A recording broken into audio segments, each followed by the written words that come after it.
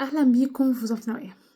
كنت شفت على الفيس حوار زايد اول يومين دول، وهو ان البنات يعني اللي خلصت تعليم وبتشتغل او الدنيا صعبه، يعني فلا لتعليم المراه، لا مثلا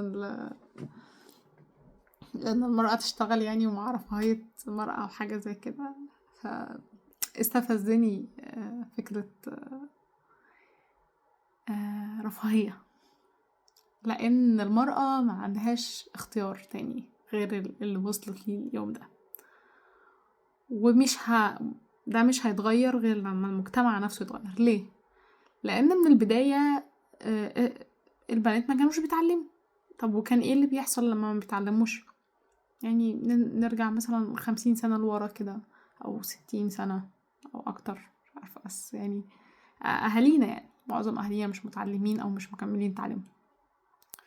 البنت كانت بتبقى في البيت تعمل كل شغل البيت، كل حاجة، وتعمل شغل الارض لو في شغل في الارض، وكان بيبقى مرمطة جدا وبهدلة، لحد ما يجيلها العريس، ياخدها العريس. لو كان حلو خير وبركة، بس الحلو دوت احيانا ما بيقعدش كتير. فلو ما قعدش مثلا متوفى او حاجة، فاهله بيبهدلوها، مش كلهم بيبقوا كويسين. فبتضطر واحدة مش متعلمة، مش عارفة حاجة، وعايزة تصرف على عيالها او عايزة تعمل حاجة، فتبتدي تتبهدل بهدلة السنين، وتشتغل شغل صعب جدا او اي حاجة قدامها، شغل اللي هو فيزيكال، عشان هي مش متعلمة وعشان تصرف على العيال، او جوزها دوت مكمل معاها. هو مش شرط ان انا اللي بقوله دوت يكون كل كده، بس يعني فئة كبيرة. او جوزها عادي تمام موجود معاها، بس بيهينها ويضربها ويبهدلها، وهي متقدرش تفتح بقها ومتقدرش تعمل حاجة، عشان هي لو روحت لأهلها، وبمناسبة المشاكل اللي بتحصل مع الست وحماتها والكلام ده كله، لو روحت برضو أهلها هيقولولها عيشي، عشان بتبقى مرحلة بعيلين والدنيا صعبة.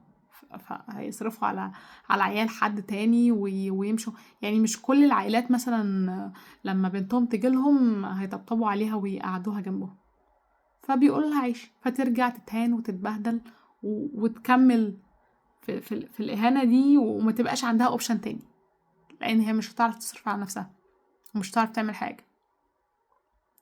فابتدى من هذا المنطلق ان لا، البنات تتعلم، الستات يبتدوا لا، عايزين نعلم ولادنا، بناتنا عايزين نبقى كويسين، المجتمع اتطور شوية يعني في التعليم والحاجات دي، فابتدت البنات تتعلم. ف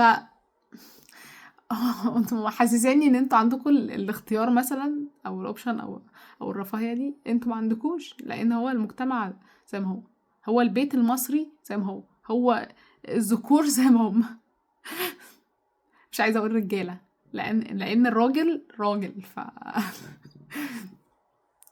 فبس يعني، فاستفزني حوار ان هما مع رفاهية، وهو مفيش رفاهية اصلا في الاختيارين، مفيش رفاهية. فالحمد لله. اهون انكم تتعلموا وتشتغلوا ان احنا نتعلم ونشتغل. شكرا لكم، سلام.